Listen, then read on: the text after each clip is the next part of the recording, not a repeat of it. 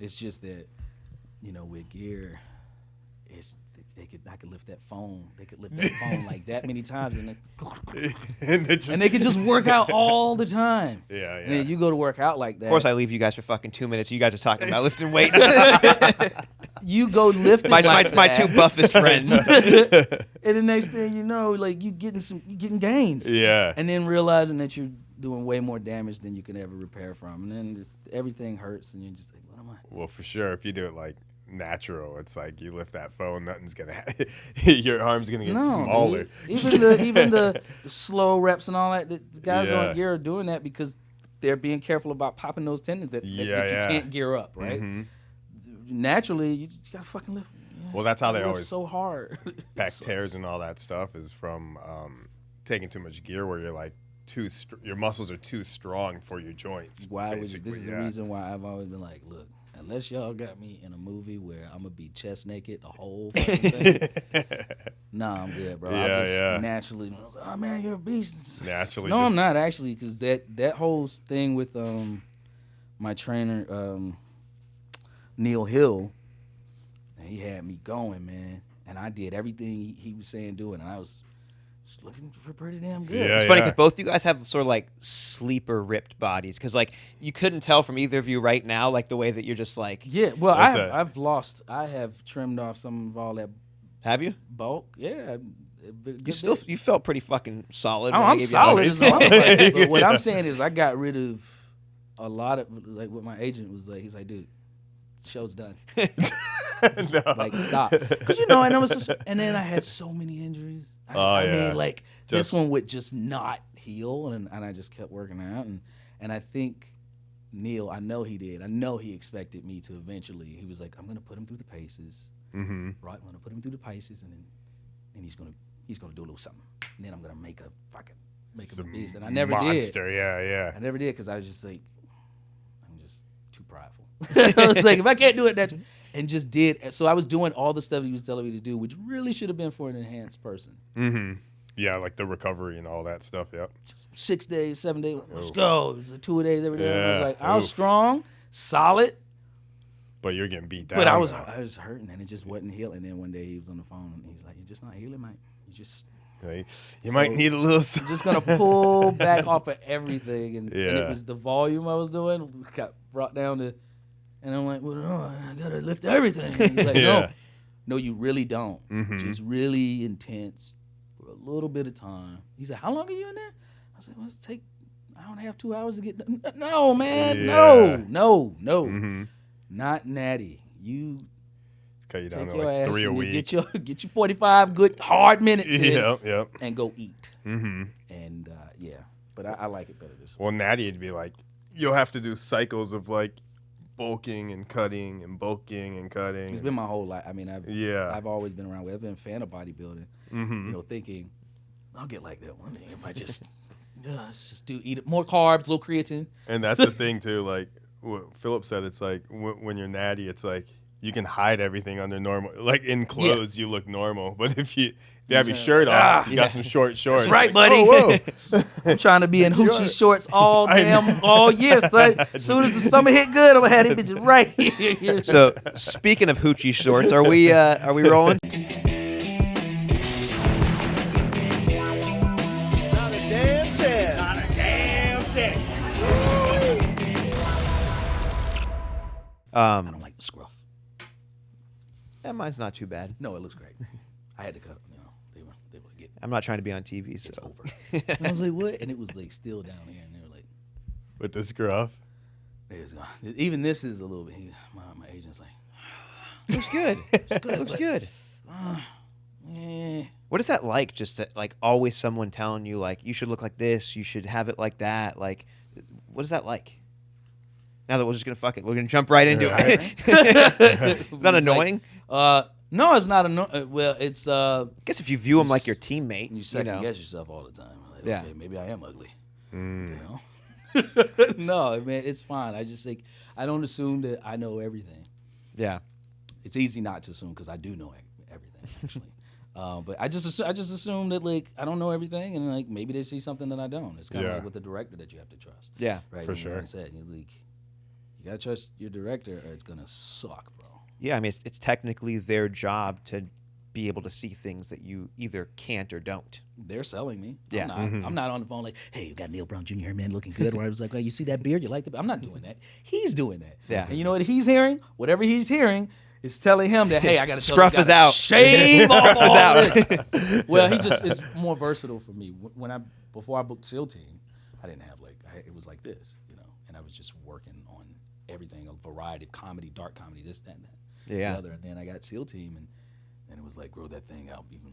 Come on, let's go, bro. Yeah, I got to be an operator. Shoulders. Special operator. Let's go. They made you bulk too for that. Yeah, well, they. Well, he was probably excited to bulk for that. Yeah, they didn't discourage it. They were very looking great, Neil. Looking great, no matter how big. And Max Terriot and I, we would like each year we would go through a different thing. We would be like, okay, this year's all about legs. So we're just gonna get the biggest legs that we can get, and we would just compete and have a good time. Hell yeah. All of us. David ain't do none of that. He was like, man, I ain't doing none of that. Y'all go ahead. Go ahead, little boys. Enjoy yourself. And he said, I'm going to go ahead and just eat this caviar while y'all out there working out. No, he did a great job as well. But they encouraged the working out. You just had to. A lot of the stuff, we do most of our own stunts. Most of us, and I did like pretty much, I love my stunt double, Jonathan Grady. He's great, but I move a certain way, and most of the time they want the camera on my face, so they were like, so you did most we got Grady here, but you're gonna do it. Did you like doing that? Are you into doing stunts and stuff like that? I've done it my whole life. I was a stuntman. Oh, sick. Really? From like 99 to 2002, or was it? Oh, I'm sorry, 98 to 2002. Damn. I didn't know that. Wow, that's cool. That's rad, dude. Acting had dried up. I was in Florida. There was no work. Glenn Wilder, who, if anybody who's watching this is a stuntman and they hear that name, they're like, oh my God, you are OG. Just with my age. He's the last stuntman to work with, one of the last stuntmen to work with Bruce Lee. Oh, sick. He, trained me, him and Jeff Pruitt. They had a show called Sheena, Queen of the Jungle. I acted on the show. I think I know that show from back in the day. Yeah. I used to watch tons of just TV as a kid. It was great. Yeah. Just watching Sheena. that sort of BCD television. We came up in an era where like D movies and B movies were awesome. Yeah. Critters and stuff. Are you kidding me? Like, dude, we had great. I mean, Bloodsport was a B movie and it was awesome. Kickboxer, come on, dude. But so I did stunts because I had to pay the bills. I've had a kid since I was 17 years old. Oh, damn. I mean, my wife, we've been with child since I was 17, so I had to support the family, and how was the stunt work? It was great. It was cool. I just had to be in a loincloth on that show most of the time. Really? Oh, yeah. Yeah. Well, I did live action stunts since I was a kid. I trained martial arts and boxing and everything. Yeah. So how did you actually get started? Like, what was your first foray into like the movie business, the show business, whatever you call it? Another show like WMAC Masters, okay, which was the World Martial Arts Council Masters. It was originally called Quest for the Dragon Star. Okay. It had Hakeem Alston in it. It had Herb That's a Perez. TV show, right? Yeah, it was a TV show. It was like a kind of like Ninja. Yes. I watched that. Yes. I watched that. Yes, man. That was. It's kind of like Mortal Kombat E. Yes, dude. Yes. I watched and then that. they had Mortal Kombat, and then we were fucked. Oh my bad. I was cursing on you. Fuck yeah. And it was like, we were fucked after that happened. And I wanted to be on Mortal Kombat so bad. There's a super embarrassing video of me out there sending in my demo reel to be on Mortal Kombat. Can we pull that up? No, I'm kidding. If you could, dude, I would pay good money to see that thing. I'm sure the producers can find it and put it up here in post. WMAC Masters.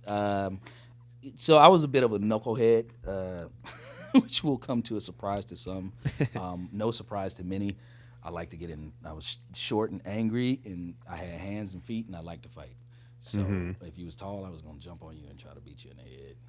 And if I lost, I was going to come back the next day and keep coming back until you're like, Larry, stop, please. Let's just be friends.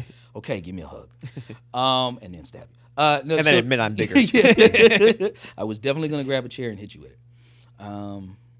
I would get suspended a lot because I had a mouth, and I was very provocative, and I would like to poke at people until they want to fight and then smash them over the head with something and kick them in the face. So I learned, my dad had me in boxing and martial arts since I was like 4 years. I've been around it since I was 4 years old. Been training and mostly Shotokan karate, Muay Thai, and American pugilism, boxing.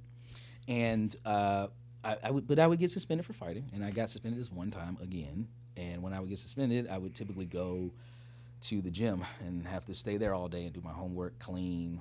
You know, it wasn't a good time. It was to discourage me from getting suspended. The gym at school or like the boxing No, gym? no, the boxing gym, the dojo. Depends yeah. on where they're at, wherever I was. My mom, she would wait by the phone and just like hope the school wouldn't call, and they would. Yeah. Like, Mrs. Brown. Yeah. Guess what? He's at it again. Guess what? It's my Tuesday. Yeah, seriously. And then every once in a while they get to kick me out of a school, and they were like, he can never come back here. Oh no. It's just like, oh my God. I love my mom. I had similar problems. I never got thrown out of school, but I got suspended. I fought a lot. I mean, you know, what are you gonna do? Like, the world is against you. You got to fight back. Especially back then when nobody knew how to fight. If you knew how to fight, it didn't matter. Oh yeah, there what wasn't a size lot you of were. there weren't a lot of Instagram people like, oh, you just do the kick like, Yeah, you know what no. I mean? Like, no, I similarly, I've gotten to fights trying to defend other people, and much to my detriment. I mean, one of the first things I learned how to do was take a good ass whooping. Yeah. And then you learn how to get one, and I was good at them. You know, I was fortunate to win more than I lost, and it got me into acting because I was cleaning up that dojo. And then at this point, I was like, we do soju in Japanese. It's this the sort of like a spiritual cleansing of the place. But at this point, I was just kicking the bag. And this lady, Patty Thomas Robinson, came in. She was a producer that worked over at Universal Studios, Florida. And she came in, and they were looking for a kid. You were in Florida at the time? I was in Florida at the Was time. the dojo like something to do with your family or something? Or No, was it was not in my family. They would just send you. Yeah, they'd send me. My dad would find the right man to train me, and they'd send me on. Okay. My dad's a Vietnam vet and all that stuff. Yeah. He was in the Marines during the Vietnam War, and he got introduced to Taekwondo and all that stuff. Yeah. And he loved martial arts films, and he Yeah. loved all that. He just knew I had so much energy. He had Yeah. to find a way to. So he chose the dojo, And probably because he basically. understood that when you learn martial arts, you learn restraint. Yes. And that would probably Like slow you down a structure. little bit. Discipline, Yeah. and also he could expel all of his energy. Let him stay all day. Because I would go there after, I would go there from like 4 to 9 every day, and I would just either be training the class, be cleaning, or teaching a class. Doing like stretches and stuff like Yeah, that. nothing's gonna tire you out more than running around, rolling on the All the mats, time. and kicking All the day, bag. man. I just had, Yeah. I had endless amounts of energy. For sure. So it really helped. They came in, and the old man, he came over to me and he was like, hey, you know that thing you do with the kick? And he's like, do it to him. When he walk in here, just put your hand, he gonna put his hand out to shake your hand, just go airborne. So I used to do, Van Damme used to do this kick, the propeller kick. Yeah. He did it perfectly. It was a split in the air. Basically, it's a pirouette. I mean, it's not a real move, but it looks so cool on camera. Yeah. So of course I can do that kick. People tried to do that kick all the time, and it was terrible. One leg would be halfway down. Yeah. I would go full on. Full split. Excuse me, I would full on split. We gotta pull this horizontal- footage up too. horizontal in the air, and anytime we did anything like that, the old man, Sensei, he would come up and he'd knock you out. He would show up out of nowhere, dude. This old man was so fast. He'd show up out of nowhere and knock you out the air. He's like, it's not real, because he fought to fight. I mean, like Yeah. he did Muay Thai and everything like that. Yeah. He was a knucklehead. I mean, a former knucklehead. He learned to use it. So I was like, oh man, I'm about to get. He finna show this man how stupid this move is. These are people trying to come learn karate. They want to learn some karate. And this is the Kathy lady who was coming in? And this is Patty Thomas Patty, Robinson. sorry, Patty. Yeah. And so she was standing outside, and the dude was coming on. He was going to be let, and he had on shoes on the dojo floor. I was like, okay, this is a setup. I know Yeah. what's happening. Yeah. So and he was about 6'1", and he just went to go say, hey kid, and he went to go put his hand and went, phew, and just went up straight, because I was very close to him, so he couldn't imagine that I had hops. Yeah. I still got him. I went straight airborne, went over his head, and then bowed at him, and he just stood there. He's like, I think he'll do. Told the lady, and then she was like, whoa. And I was like, cool. And then I went back to the bag. And then that's when the old man, he was like, she's in the movie. She's a movie producer. That's She dope. She wants you to come. And I was like, oh, I'm going to be in a movie. Yeah. Oh, snap. I'm going to be in a movie. That's cool. Dope. And they took me. And how old were you at the time? I was 14. Wow. I was 14, and then they let me know where to show up, and it was Universal Studios. They'll drive right onto the back, and everything will be cool. I had to catch a cab there, My parents ain't have time to be taking no. I ain't have no parents that was like had the time to be taking a kid to auditions and stuff like that. Yeah, Like, you want to be an actor? Figure it out. Love you, support you, but you figure it out. For sure. Went there, and it was just a whole bunch of kids auditioning for this. I was like, no, you ain't gonna be in no TV show or no movie. You get a chance to audition for it. So every dude I had fought, won against, lost against on the circuit, in the youth championships and ISKA, all that, they were all there. Yeah. Capoeira guys, Taekwondo, Hungar Kung Fu, Wallum, everybody was there doing all their moves. And I had the split kick. And a couple of other kids. You know, I was fast, but I was more good at like hurting somebody in real life, not doing all the fancy stuff. For sure. So we did all our moves, and that was it. And then they gave us these little pieces of paper called sides. I didn't know they were sides at the time. I didn't know what that was. And I was like, oh, and she said, well, this is your part, and you have to learn this. Patty did. And she said, you say this, and then he says that. And I was like, cool. Well, Neil had pretty much an eidetic memory, but damn near photographic memory. So I just clicked and went back and took a nap. And they came back. I was like the last dude. They're like, hey, and it woke me up. And I was like, what? What was going on here? And they were like, hey, are you ready? Did you read the sides? And I was like, yeah, I got it. I go in to do the audition with the other guy, with the other actor. And they're like, you have to have your sides. I was like, oh, I don't need them. Let's go. And they said action. And then I said all the words. Yeah. And they were like, oh, he did know all the words. Yeah. They sent everybody home. They released us all. And then Miss Robinson, Patty Thomas Robinson, she held me back. She said, hold on a second. They left. And they said, you got the part. Fuck yeah. Boom. Fuck yeah. I'm going to be a movie star. All right, How much of it? Home? How much of it do you think was because like one, you could do the moves, but two, was like they were like, wait, he actually memorized like, at 14 years old, like he actually memorized. He didn't need to have his sides. You know what I mean? Like, I think it was just all like I think it was probably a little bit of all that. Yeah. Patty was very clear about like as soon as I opened my mouth across from the guy who I was acting with, she was like, oh, "You're an actor." Yeah. Mm-hmm. Well, I mean, you speak very eloquently, and you speak very like strong, like from like a really from a core strength. I'm a well-spoken black man. Is that what you're trying to say? I was gonna stop at well-spoken man. What is happening here? What kind of bullshit? Did you just call me a well-spoken black man or a? No, I'm just messing around. See, I'm not even a well-spoken white man. I'm both those things. I just play one on TV. No, I had a thirst for knowledge. I wanted to know every damn thing. I still do. I figure if you know everything, then get out, check out, because why are you here? Yeah. It's about, infinite discovery. I've always been like that. I was a very inquisitive kid.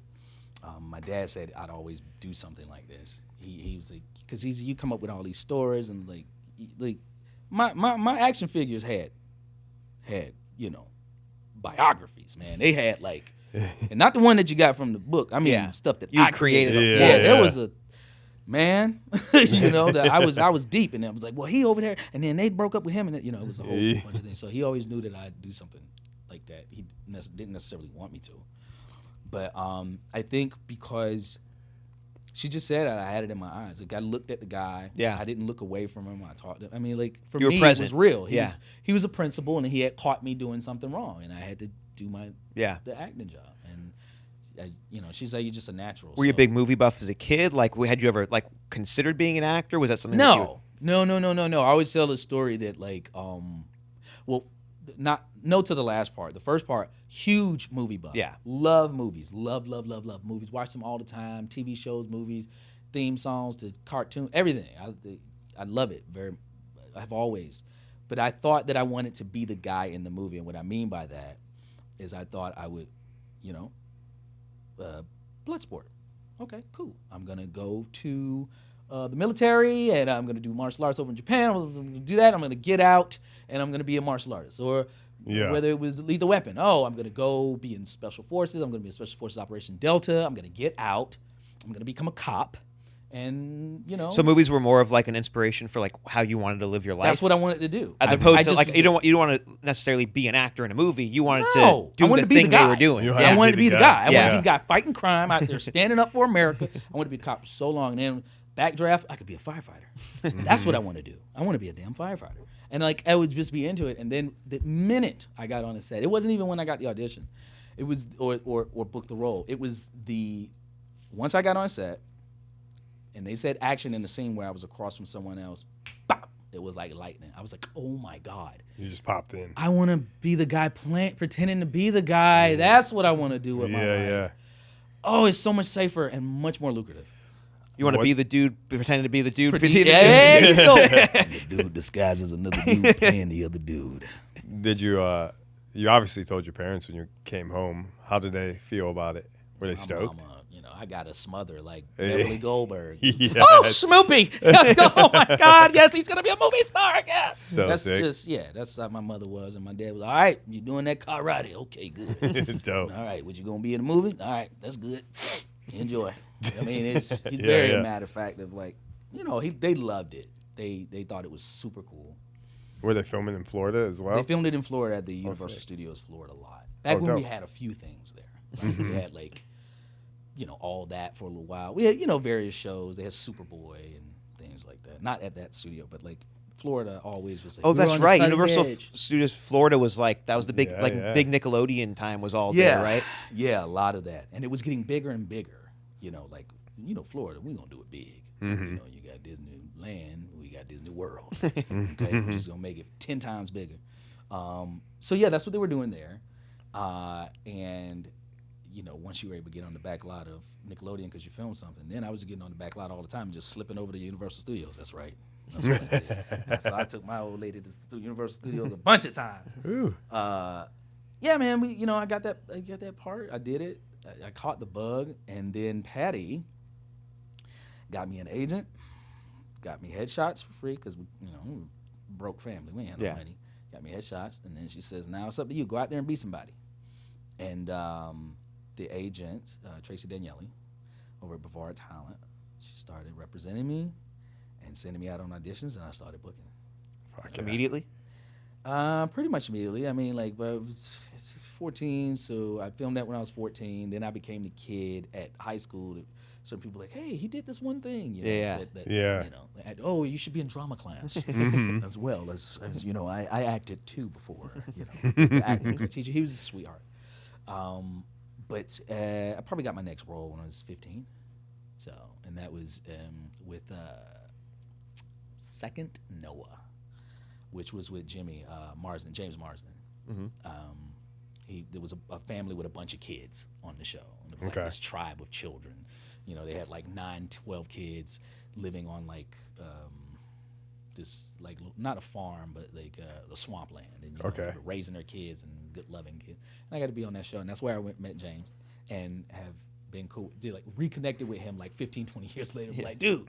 And he was like, yes, I remember that That's episode. so dope. I was like, yeah. So create long-lasting friendships and relationships. So after you booked your first thing, did your parents start having the time to take you to auditions, or it was still like, we're happy for you, but this is your thing. You got to figure it out. No, this was all me. I mean, like they not for lack of wanting to, they just didn't have it.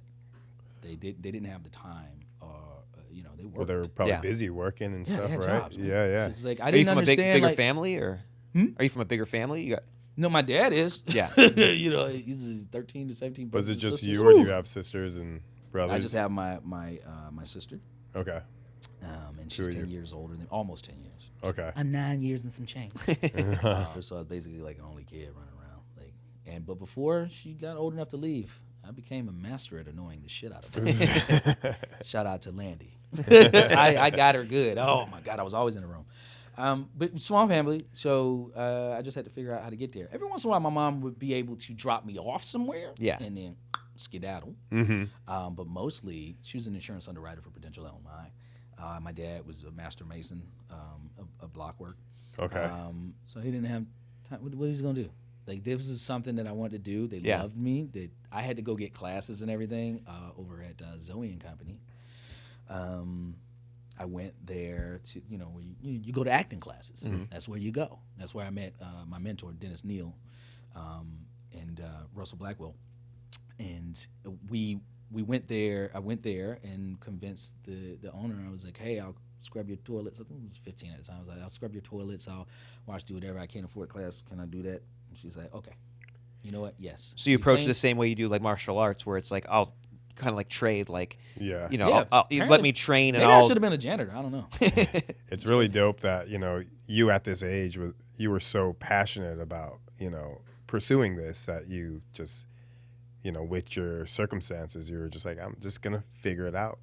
Do what I got to do, and I'm going to do it. Dude, I'm like, when one twin get tired, the other one come through. You know Yeah, what I'm saying? yeah. It's like, I can do this. I mean, I wanted to really, really bad. Yeah, And I believed, I mean, honestly, I wanted to be Van Damme.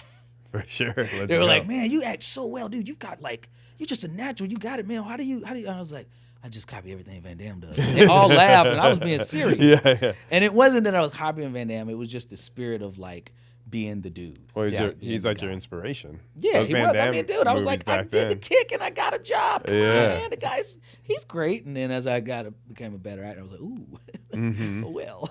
So how do you transition from like 14, 15 booking these roles to stunt work? Was it like, were you still acting and doing stunt work, or how did that come about? I was acting. At that time, we had our second son, Ethan, and we were living in Orlando, off of Kirkman, a place called Copper Terrace, and I booked a role on Sheena, Queen of the Jungle, to play a kid named Nakele, who was half human and then part bird of prey, lizard, zebra. And I did it, but he had to do his own stunts. They couldn't find, the thing of it is being a mix like myself. First of all, it's hard to find another person that looked like you. During this time when I was acting, this was the early 90s and stuff like Yeah. that. We weren't on TV that much. The little light skinned, high yellow. It just didn't exist.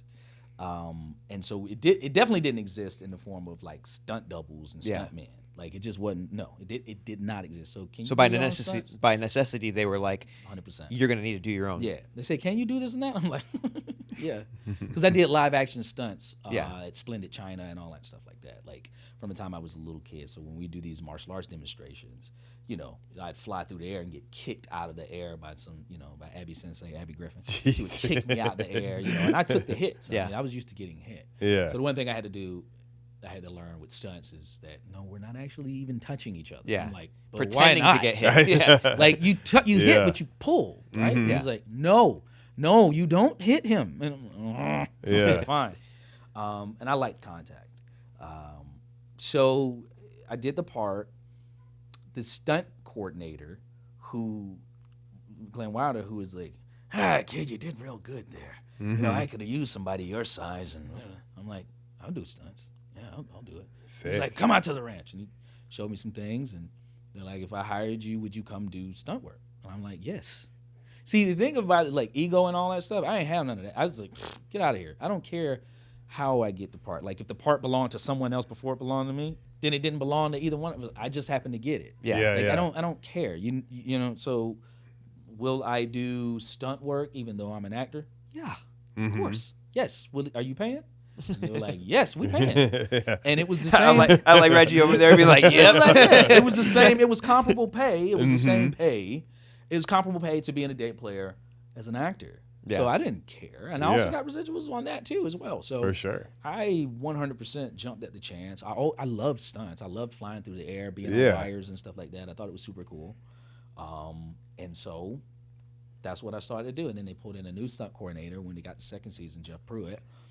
And he kept it consistent. And his wife at the time, and you know, he had other stunt women come in to stunt double Gina Lee Nolan. And they would always tell him, I love Neil. You can actually hit him. Oh my It's quite God. fun. You know, his sweet little Yes. wife, but she Yeah. like, I said, go ahead and hit me. Yeah, Hit me. yeah. And I had all these little red dots over me from when she would punch. And it just, Well, you can make it look more real if she actually Yes, makes some absolutely, contact. man. You know what I mean? she had one where she grabbed me from the crotchular region and flipped me up in the air. Jesus. And I say, listen, when you grab, just make sure you grabbing in this lower region towards my leg. You know, it's so funny, Neil. And she grabbed what she wanted to, but she flipped me up, and it was cool. But yeah, so that's but that's why I did. That's how I ended up doing stunts. And then they just taught me a bunch of different things. Sometimes I get to drive, flip, you know, all kinds of, you know, little stuff. And it paid the bills. Did you do stunts for a long time? A few years. A few years. Yeah. And were you acting at the same time as doing stunts? I or just, was, but there wasn't any work. There wasn't much, like, yeah. Many of the shows had gone. Well, because you're living in Florida, right? Yeah, I'm living in Florida. Most of the work had gone. I did, however, act on the show twice, two or three times. Actually, Carl Weathers was my director. Didn't know he was that large. I was like, look, Apollo Creed. Wow, you are tall. And he directed me in an episode, but like I acted on that show multiple times. They just changed my look. They painted me. And so I did that, and then during that time, acting, I had kind of slowed up, and I was just doing stunts. But then I got an audition for a movie called Tigerland, and there was going to be this new actor. He hadn't really done anything. He's Colin Farrell. He's okay, but Colin is actually a close friend. But Colin Farrell, Clifton Collins Jr., Mike Shannon, Cole Hauser, everybody. We were nobody. We were nobody. We had no work. My cousin Tori Kittles, who I work with on Equalizer, we were just doing this little $5 million movie with one of the greatest directors of all time, Joel Schumacher, and I booked it. My cousin booked the part. I booked the part. We were all in it. Oh, that's awesome. And then we all got paid scale. And then I was like, I don't think I have to do the stunts anymore. I'm good. I'm good. And did the movie, had the greatest experience, got the best stories. Thought like, okay, now I've arrived. This is still when you were living in Florida? This is still living in Florida. Oh, that's I was rad. like, I've arrived now. And how old are you? Doing movies from here on. I am 20. This is 20. 20. Yeah, 20. And see, that's why I had to go back to the story, because that happened. I ended up coming out to LA for just a few months because my cousin Tori had already came out here. You guys shot here in LA? No, we shot in Florida. We shot the whole thing in Florida, got it done, finished it up. Then came to LA to kind of see what it's about, dip my toes. Came back to Florida, and then acting dried up, and then I started doing Sheena, Queen of the Jungle. That's when I started doing stunts. Oh, really? After I had already done a movie and was like, I'm arriving. Crazy. No, Yeah, you're yeah. not, sir. You have more to learn. That's interesting. Sort of that, now that I sort of have the chronology. So how did that feel to have been like, I arrived, I got a fucking movie. Yeah. You didn't know it at the time, but some big movie stars or became big movie stars. Obviously you could probably feel that, but like you think you've arrived and then you have to start doing stunts. What does that feel like? I mean, like I need to make some money is what it felt like. I mean, it was humbling. It was just like, it was that constant cycle of like, you think like I've been a martial artist since I was a little kid. So I always am good about going back down to the foundation and thinking and then getting your ass whooped and then having to go back down. And then It's like a humbling. It's a very humbling experience. It's a very healthy mindset though, because a lot of people would be like, God, why am I fucking doing this? This is below me. Like I'm supposed Like to be, I did it, No, but that's the normal. I'm short. What you talking about? Nah, man, ain't nothing below me, bro. It hurt. And with that being said, I thought it was just part of the process. Yeah.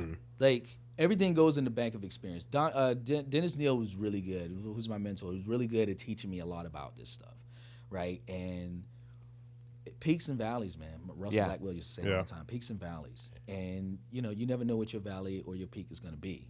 Sometimes you're on your peak and you think it's your valley, and it's actually, no, that's the top. I hope you enjoyed it, because guess what? You're going down from there. For sure.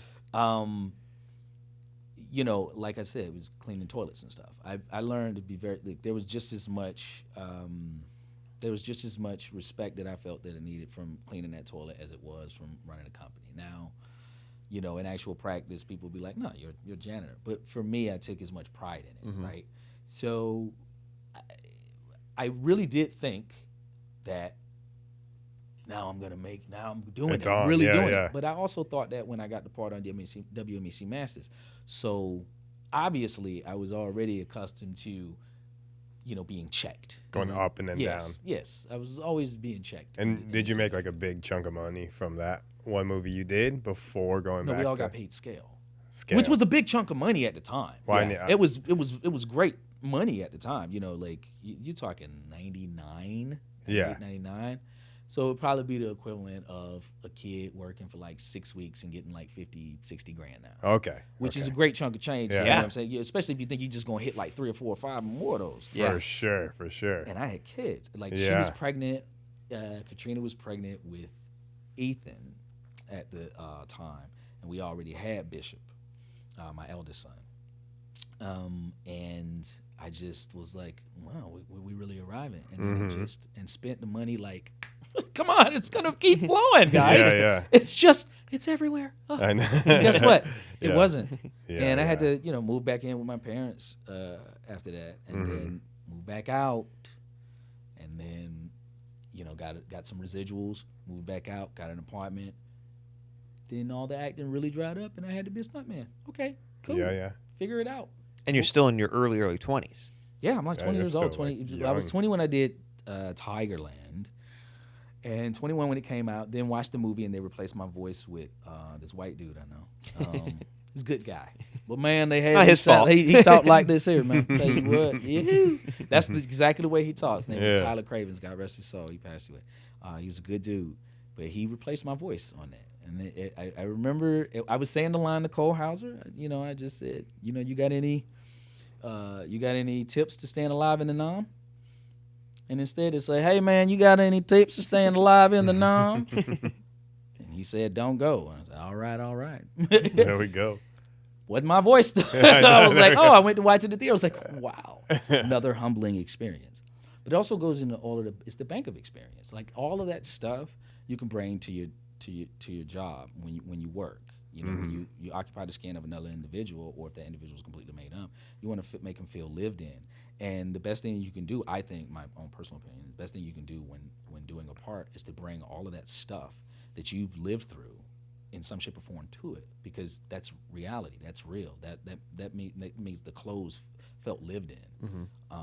They can look like they're fresh off the rack, or you can put them through some shit. Yeah. And then they just feel like real.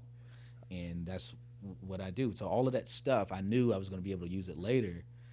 It hurt at the time. Yeah. I cried myself to sleep many a nights just wanting it so bad, dude. Every actor, especially young actor, if you're not up at night looking in the mirror, acting out scenes in the middle of the night, crying because you ain't making it, like, wanting to jump off the damn thing because you're never going to be liked or whatever, then, this ain't for you. Did you ever get close to giving up, doing something else? No. I told myself I wanted to. It's what I you tried. wanted. I would do an alternate thing. Like, ended up trying to be a firefighter. Went to the little program and everything, and they had a choice between two out of the three guys, and I was the one that didn't get chosen. I was like, okay, just not mine. Guess it wasn't. And every time I tried to do something else, I got a part. Okay. So it came back. Like, God was trying to tell me, like, the universe was just saying, listen, motherfucker, this is where you're going. This is where you belong. You shouldn't be doing anything else, because I can't have that shit out there. You know what I mean? It's like, I need you doing this. The crazy thing, it's like, with acting, like, kind of like what I'm getting a picture of is just, you have to kind of like plan for like either getting the work or not getting the work. So like with whatever chunk of money you make from one project, you kind of have to plan on like, how am I going to make this last to the next project? No, that's kind of like, spend it all, bro. Just just go for it, so that you have to make more. That's all. The only answer to money problems is the what? Make more money. Make more money. One of my favorite quotes. Or it's not even. I don't even know if it's a quote, but just you can ask someone like, who's saying they're out of money. It's like, can you think of the time that you spent your last dollar? And they'll say, yeah, no, I spent it on, or like you were down to your last dollar, and I'm like, but that was years ago. What dollar? You haven't had a dollar since then? Like, no, but the idea is like, it's never your last dollar. No. Yeah. You gotta go. It's somehow, life doesn't just stop. No. You think it's over. Something happens where you're like, my life's over, whether it be a girl or work or not getting a job or this or that. You're like, my life is over. It's done. I'm crying myself to sleep. And I feel like that happens to you enough times that you start to go, yeah, maybe that feeling isn't the feeling of my life being over. Maybe that's the feeling of that's just kind of what life is. And now the next time that happens, I don't have to react to it the same way. I can just sort of like go, oh, that it's trying to show me something. What is it? I don't know. Time to pivot. Time to figure it out. You won 100% of the battles that you fought. Otherwise, you wouldn't be here. Yeah. You know, as long as you're still waking up. And a more succinct and honest answer to that, to your statement. Yeah. A piggyback off of that is absolutely. You become an accountant. You become a forensic accountant. And you learn how to gig work, man. You know, just learn how to stretch it to the next job until you learn how to handle money for real, and then you make it grow into the next job, so that by the time the real money comes in, you're not even touching that. That's just going to investments because you're living off of this over here. I did that. I learned that. I learned how to handle money way before I got it. Okay. Thank God. Because on the front end, when I was getting, Well, you had kids.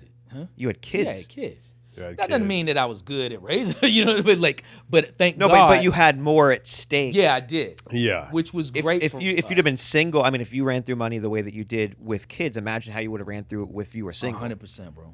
100%.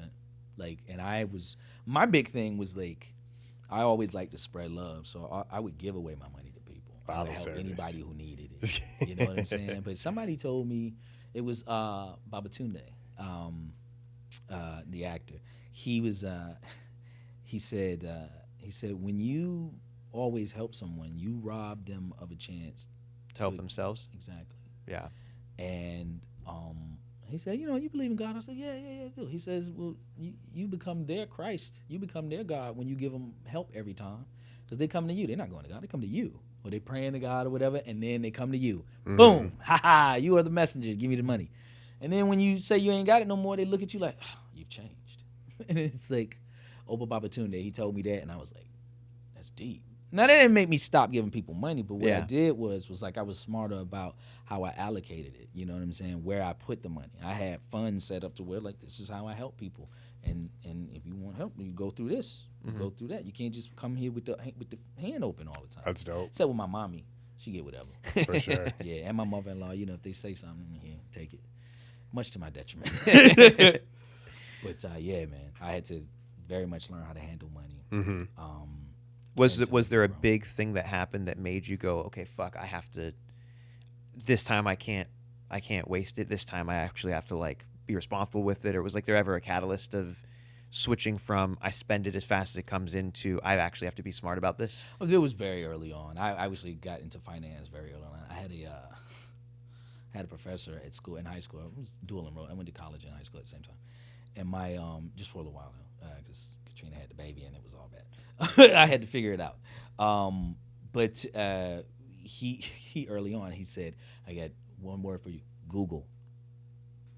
And, you know, I was, what are you talking about? He talked about Google and stuff like that. And talked about investing money and stuff. So he put that seed into my head about not that I was like, babe, you know, we should put all our money into this thing called Google. And my wife was like, no, we're not. We're going to damn Disney. Let's go. Yeah. And then it was like, and that's what we did. In Too bad. Guess what, buddy? I was right. So I just learned to try to trust my instincts about money and finance. I don't know that there were multiple instances to where we thought we were doing well, the right things, and then it would get so skinny. And we sort of had to relent and get really serious about it. It happened in the early 20s, though. And there were times where I was on the red carpet and smiling, and there was 53 cents in the account. Wow. And between two. And yet we smiled. Yeah, because we knew we had set ourselves up. We knew that we had a force. We knew we had God in our lives, and we knew that we were well taken care of, but it wasn't just some imaginary force. We also did the work. Yeah. And set ourselves up to be like, it's coming. Yeah. Trust me, it's coming. And then a $10,000 check comes the next day. I'm like, see, told you. For sure. And then wouldn't just spend it. We'd have to obviously be paying catch up. Yeah. We would also be sowing seed into other areas, because I was a firm believer in, like, if you keep it all for yourself, it's just gonna, even if you had stacks of it, it's just gonna be trash. It's just gonna go away. Yeah. But if you put it into other people and you put it in places where it can grow, then you'll be filled yourself, regardless of what that means for you. So we were very good about doing that, and we have never lacked since then. And it was like, I think we got super serious. I remember, actually, it was like I was 31 years old. That's when it was just like, okay, absolutely no half stepping. This is how we're doing it. Well, I think just everyone's mental between early 20s, early 30s. You're a completely different person. Mm-hmm. Yeah. Oh my It's God. it's when you start to become a man. Yes. Yep.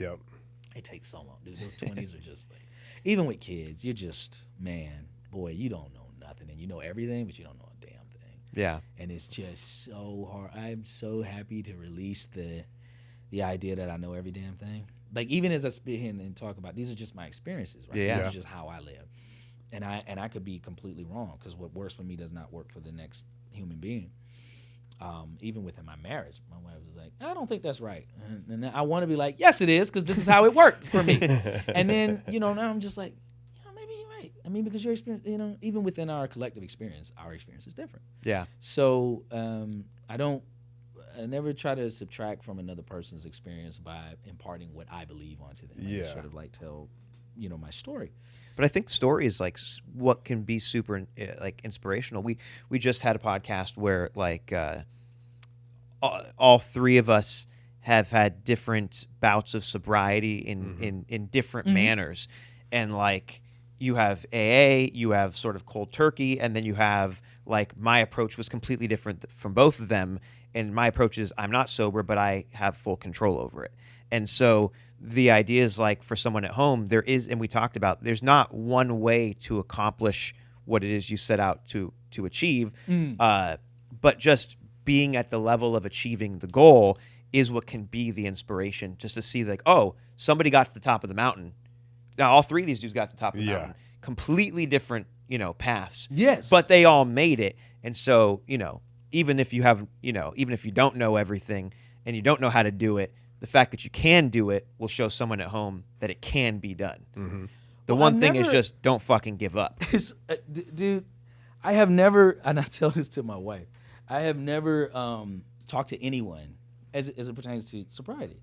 I never talked to anyone who was like, dude, I was crushing it. Right? I was just crushing it. And then I started drinking heavily, and bro, what? It just went up, dude. My life got so much better. Yeah. It was going okay, but I started drinking, like, dude, and oh my God, it was dude. I made so much more money. I had so much more time. I felt so much better. Blah, blah. Yeah. But transversely, you have heard the exact opposite. Yeah, I stopped drinking, and it all came together. You never hear anybody was like, dude, I was crushing it, I was killing it, I was drinking, but I stopped drinking, my life went to shit, bro. Yeah. Like, everything went horribly. Man, I kept, oh my God. Yeah, it never goes the other way around. It doesn't go the other way around. You very rarely get home from a party and say, I'm glad I drank a whole bunch. I don't know. I've had some nights though where I was like, man, that was so goddamn fun. You could say it was fun, but you never wake up the next day and being like, God, I wish I had a drink more. Yeah, that's for sure. You're not sitting there like, man, I wish I had a drink more at that party. I wish I had got more smash. But you will sit there and be like, thank God I didn't. Thank God I didn't have that other glass of wine. Exactly. You know what I'm saying? Yeah. It's like it's something that you never miss out. So it can only be positive to stop drinking for any amount of time, just because I was literally just having this conversation with my brother-in-law. Because no matter what you say, I have this joke that I always say at times. I was like, listen, don't come to me talking about something drunk Neil did, because I wasn't there. Yeah. Don't come to sober Neil talking about anything drunk Neil did, because I wasn't there. I don't know what he said, and guess what? I don't trust the guy anyway. Why should you? I don't know why you do. And so when I think about it, it's like, well, when you are inebriated, no matter how little bit of alcohol you have, something's different. Yeah. Something has changed. Otherwise, before you took a flight exam, they would give you a nice shot of tequila to calm your nerves, buddy. For sure. But they don't do that. Why? Because shit gets real. Like, it's a problem. And so I do things much the way you do. I'll just take off. I'm a big cold turkey person. Yeah. I had my fight with things. It's no secret. I don't talk about it much, but I had my fight with Vicodin and all that stuff like that. And for me, I just looked down and looked at my gut and looked at something. I was like, I'm done. This isn't cool. I don't like the way I feel. You're able to pull away. Done. Yeah. And whether it's like with alcohol, like I'll stop drinking for a year. I'll stop drinking for 2 years, 6 months, whatever. Yeah. And then I had me some drinks. Yeah. With my wife because she don't like to stop drinking. She's like, why does your sobriety have to be my sobriety? And I'm like, because we're doing it together. We're friends. I love you so much. Yeah, Margaret is I think at like 2.5, 3 months right now. Yeah, she's doing great. Katrina did 2.5 months because we were doing 90 days. I got to 110, and I was like, because it was our 25th wedding anniversary. Yeah. And then she was like, I'm like at 75. I'm done. I'm drinking tonight. Yeah. And I was like, you know what, dude? Okay, you did it though. Like, a lot of people have it differently, you know? Mm-hmm. It's like you guys could control it. At this point, I feel like I haven't drank anything, not even a sip, for like 10 years, you know? Oh, wow. Yeah. Yeah, but I stopped it because I wanted to kind of like optimize my health, my fitness, my performance, you know, and like basically optimize my career. So, you know, and all that stuff happened because I chilled. Light skin energy you talk about right here. You know? I'm there. I'm there. Yeah. But like just like you guys, it's like I quit cold turkey. But when I got to like a year, I just like it wasn't a part of my like, day I don't think anymore. I need to. I don't. Yeah. Why would Like, I? I It's kind of got like so when you're used. eating good, right? When you're eating like really good, and you've eaten like properly for like a year or two. Yeah, and then you try some chips and you go, Oh Yeah. my God! The way your stomach, it's so crazy. I'm in that right now. 'Cause Yeah, I've been dude. eating. I'm basically only eating like raw meat and raw eggs, raw egg yolks and like vegetables, and that's it. And then my daughter loves pizza, and we only go for like really. We only, of course, she's a kid. She also, I mean, she's eaten better than most. You know, most yeah. people, as you Well, can no imagine. doubt. Yeah. Chef. All chef. raw meat. All she wants to eat is raw venison. But we went to. I took her to get pizza, and I was like, you know what? I've been working out so hard. I haven't been drinking. I've only been eating so clean. I was like, Let me get a I'll little have cheap a meal. pizza. I finished my first slice, and I was like, I'm full. And I'm like, and then I was like, I ate another one anyway, and I was like, oh my God. And the pizza was amazing. I know it's like, Margarita calls it healthy pizza. Yeah, you know, yeah. it's like artisanal. It's delicious. Oh, sure. But fuck, it destroyed my stomach because I hadn't had anything in like a month and a half that wasn't just like olive oil, butter. Just fresh, you know, real stuff. yeah. Dude, Yeah, man. I'm gonna tell you something. It's just like with any, with working out. Like Yeah. you 6 months to work out, 3 days to tear it all apart. Yeah. You know what I mean? Like it's just like I lost all my gains. What happened? And it's like, no, you haven't, bro. Yes, I have. Look at me. It's the same thing. Like it doesn't. It's not the other way around. You know, you can eat horribly, and then eat something good, and you're like, okay, fine. Yeah. But if you eat good and you eat something bad, you're gonna know it. Yep. And that should tell you a lot about, like, it kind of like it's just one of those things in life that is kind of like showing you, Yeah. like there's more value in one of these than the other, and one of them is it's harder to keep up, and it should be. So what brought you to LA originally? Like, how did you make that move and why? I had been doing a fair amount of work. I had kind of done everything that I could do in Florida, and Like, were you already coming out here just to do auditions, or were you doing tapes? Because obviously, most of the auditions are happening in LA. well, I thought I could make it from quote unquote make it, whatever that means. It always evolves over time. Yeah. I thought I could make it from Florida, just do work here, and I'd be the first actor who, did it from Florida, and that was wrong. I was wrong. I was absolutely fucking wrong. And then I came out here because I didn't know any better. Yeah. Like, one of the ways you come out here and you really, if you have a modicum of talent and you have some chutzpah and you're ready to come out here, you will start to get success because you don't know any better. Yeah. You don't know how you don't know how hard it is to get these jobs and how hard it is to get. I'm gonna do it because I said I am. Yeah. Yeah, Like, yeah. well, and you already were used to working. Of working, grinding. and then I had experience. It was so very difficult. I came out here, dude, and I was in the Fast and Furious 4, and what else did I did Never Back Down, and that movie with Denzel Washington, and I had no agent, I had no managers, I had nothing. Damn. I was just getting it from hustling. I would like Yeah. I said, you ain't know no That's better, dope. right? So I would come out here and go into casting offices, like, here's my headshot. What's up? Can y'all get a general? Just saying hi to what everyone. y'all doing? Just saying everybody. Just saying hi to everyone you see at 3:30 in the morning in a boom, hotel exactly. parking lot. Like, hey, what you doing? How you living? I mean, I had the gift. I can talk. I mean, I'm a loquacious type person. You know what I'm saying? So I got the gift of gab. Yeah. But I sort of my cousin was already out here. After they did Tigerland, my cousin Tori, everybody moved.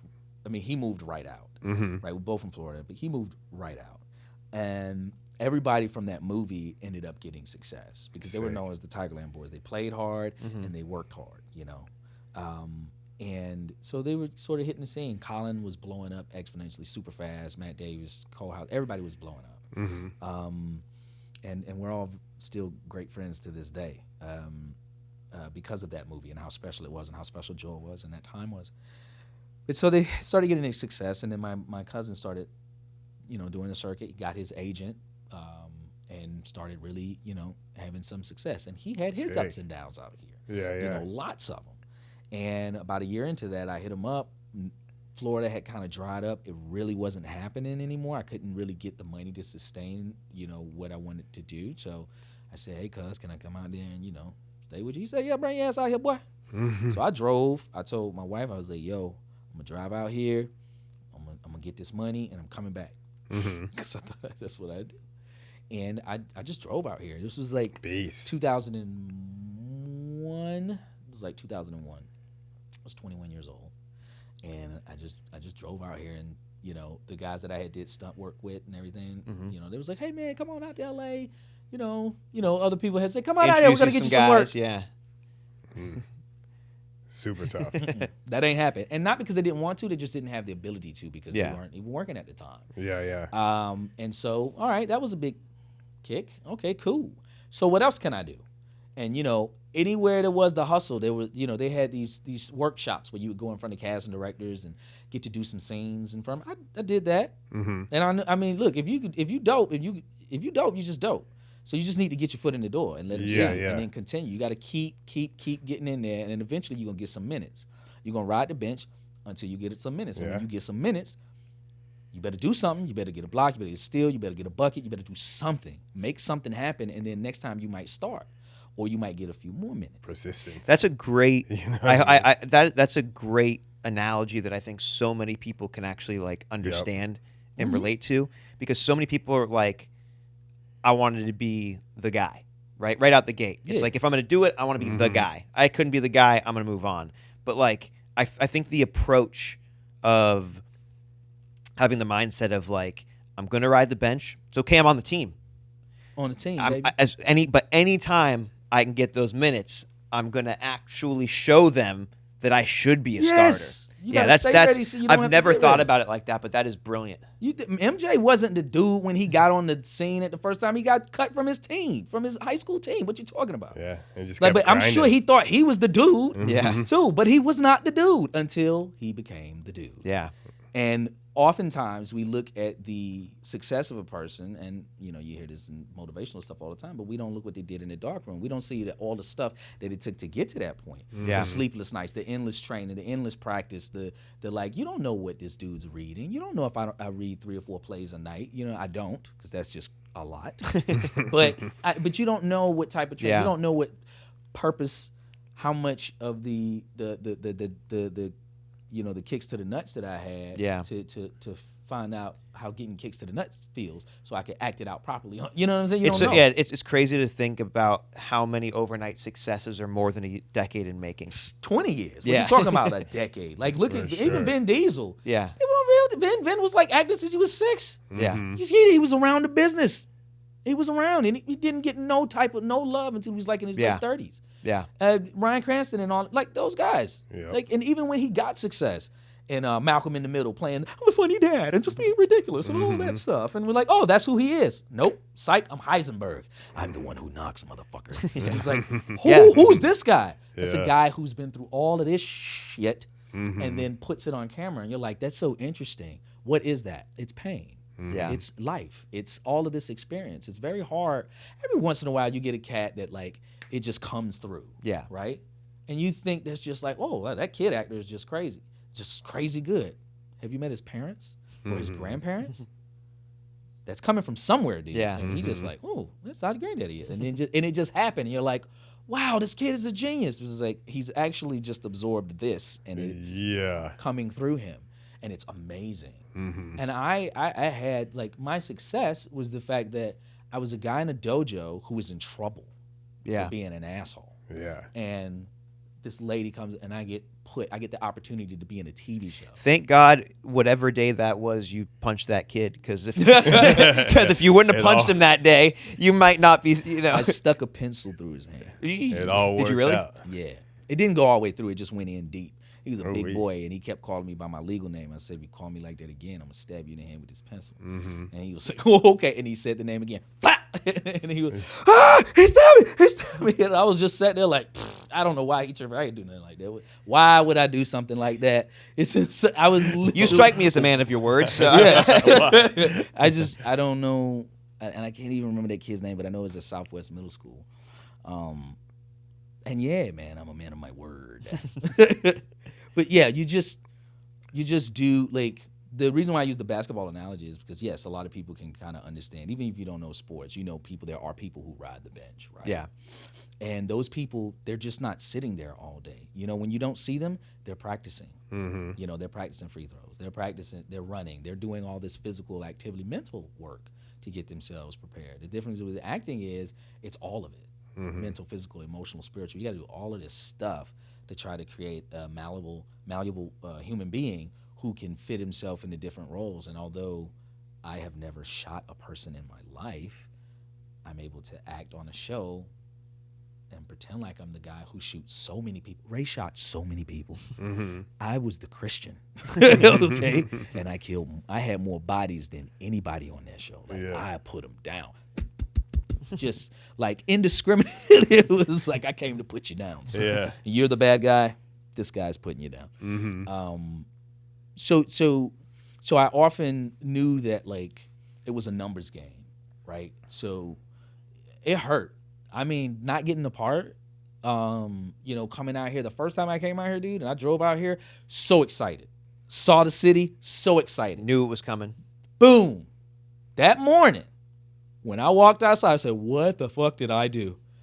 What am I doing here? Why am I here? It's so big. There's so much stuff going on.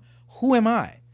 And then I was like, Neil fucking Brown Jr. All right, let's go get this money. And then I just hustled hard, man. And like going to casting office, you can't really do that now. Yeah. They're not in the office. I mean, by virtue of us just doing the tapes. But I would run up in the offices, whether they wanted me to be there or not. Like, here's my headshot. They go throw it in a box with a bunch. Everybody else who came in, they had the same idea. But, I'm me. So I'm like, I'll just say, hey, but see, I'll do generals and stuff like that. You asking for a general? Yeah, well, here's the thing. That movie, da-da-da-da-da. Yeah. Y'all think y'all casted the actors from here? Because I know that the local casting person from, in Florida. I did like a day on it. And da-da-da. Oh, really? I was like, yeah. And that person and such, yeah. And I think, they said this was the best office ever. They're like, oh, you want a general, you say? Okay, give me your number. And it was like, we'll call. Who's your agent? I ain't got no agent. Who's your manager? Give me your number. All right, and then, you know what I'm saying? And this worked. If you want it, you got to sometimes just got to go out and get it. Yep. You have to, dude. Like, they're not by any means necessary. By any means. You know what this I mean? is one of my favorite. Yeah, man. Another red dude, another high yellow, light-skinned man who was out there telling it like it is. That's right. Malik El Shabazz. You know what I'm saying? So Malcolm X. So we usually start to wrap this up with the same question every episode, and that is, where do you see yourself if you could design your future? Like magic lantern on the table, genie comes out, and you get to say, this is what I want my life to look like. This is what I want to be doing. This is what I want to see from myself in my world Space 10 mansion. years from now. Space mansion. Space mansion. Space mansion. I mean, look, 10 years from now, it's possible. A mansion right? in space. If they don't kill, Elon, we might get there. Space mansion. It won't be Elon to get us. It'll probably be Jeff Bezos. That motherfucker. He I'm watching him. He's a little slick. He looked like he learning from people's mistakes. Amazon. He's stay in the got, he's got that new electric. Yeah, you notice how he getting quiet now. He like, I'm not going to be in front of the camera anymore. Not like Elon. No. That's too much attention. I'm going to get behind here. No, I in 10 years. Yeah. What would you love to see your life looking like? Quieter, louder. I am a supremely blessed man. My life I spend through all the ups and downs and the pitfalls and all of the shit I've caused my best friend, who is my wife. She has stuck by my side through all of it. So I get to wake up next to my best friend, who I get to annoy and piss off every day. I get the point of the best friend. It's the best part, dude. Yeah. And then you get to be cool at night and go to bed and watch your favorite shows and all these other things. It's like it's awesome. Yeah. Right. So I have a very privileged life, and I know a lot of people don't get that. I would just love for in 10 years to still have my parents around healthy. To still have my wife around in the healthiest version possible, and to be doing the type of work, whatever that is, that feeds me and feeds my family. And that's not just financially. I mean, that genuinely feeds my soul. I would rather it be financially awesome, but as long as it's feeding me, I'm okay. Because like I said, I know how to handle money. That's great. The material. And material's cool. Like, it's cool because you need money. It ain't everything, but it's right up there with the air you breathe. So For sure. You need it. But it is so fleeting, and it is so upsetting to see the chasing of it and to see so many people so consumed with consumerism, so with the next thing, the next hit. And you'll find up, like what Mike Tyson said, if you think that a bunch of money and prestige is going to bring you happiness, you're going to end up at the top of a plastic mountain crying real tears. Yeah. And I don't want to be that dude. So I say all that to say is that doing what I'm doing right now on a higher level and being able to give other people, opportunities to shine with me, above me, around me, that would be like awesome. Doing work with other people that will help them get to the place that they want to be, much the same way that I feel that I was helped. Because you don't do it alone. I mean, we like to say like, yo, I was grinding. It was like, yeah, that lady called me back though. You know what I'm saying? Yeah. I had to get the gas money from somewhere. You know what I'm saying? I did this work and this dude paid me for that work. You get what I'm saying? So yeah, just much the same, just an amplified version of the life that I'm living now. Hell with yeah. Everyone being super healthy and mentally, physically, emotionally, and spiritually. Because I mean, that's the shit that you're gonna remember. And having, and eating great food with you. Let's go. You know what I'm saying? Because that's the shit you're gonna really remember. Well, you got to come out to Austin. I'm gonna come, man. I'm just have to, because like Tone out there, everybody out there, all my homies out there. Tone Bell. Where can people find you? Where can people find you? Oh, I don't have any social media. No social? No. No, of course I got social media. Crazy, like, what you talking about? It was like, I got my friends who are like that, I'm jealous of. Like, yo, I got a flip phone, son. What? Hey, I believed it for a I second. want I it. was like, damn, I no want that social. life. Yeah, I'm off emails. Huh? I'm off emails. You got rid of emails. Well, if you email me, it says, unfortunately, I'm too busy. I don't read this. If you're my friend, you'll have my number. If you're not, here's my accounts payable. Here's my social. Here's my PR. Here's my restaurant. Everything that you could possibly need. Because if you don't have my number, you probably need to talk to one of these people. Yeah. Dude, that is so beautiful. I'm so proud of you, man. I'm so happy for you. No, that's a beautiful thing. Look, the email was a scam from the beginning. Y'all know that, right? That was just a way for the boss to be able to get in touch with you no matter what. So your work week wouldn't be 40 hours. It would be 80 hours, 100 hours. Well, my work week has been like 800 hours a week for the past fucking 20 years. Yo, you got to shut it down. You got to know when to sure. unplug. That's what I want to do. I want to unplug more. Go back to Bora Bora. I'm on Neil Brown Jr. Instagram, and that's it, man. I don't really have anything other than that. NeilBrownJr.com, because I don't, you know what I'm saying? I'm an actor. The less you know about me, the better. Because then you're able to All right, so maybe we'll scrap this whole episode. Yeah, then, huh? scrap the whole episode. Because you want to forget about who this person is so you can enjoy who they're pretending to be. Yeah. Because if you know too much about me, then when you watch it, You're like, that's not him. That's not him. That dude funny as a, you know what I'm saying? Oh, that's not, he's super mean. That's not a nice guy at all. Yeah. You know? So that's why, like, I ain't really, too big on that. But I do have an IG, and I do post things occasionally. Dope. And I appreciate every fan, and got all the love for them. Well, I appreciate you. Appreciate you, man. Yeah, thank you for doing this. I was super stoked when you said you could do it.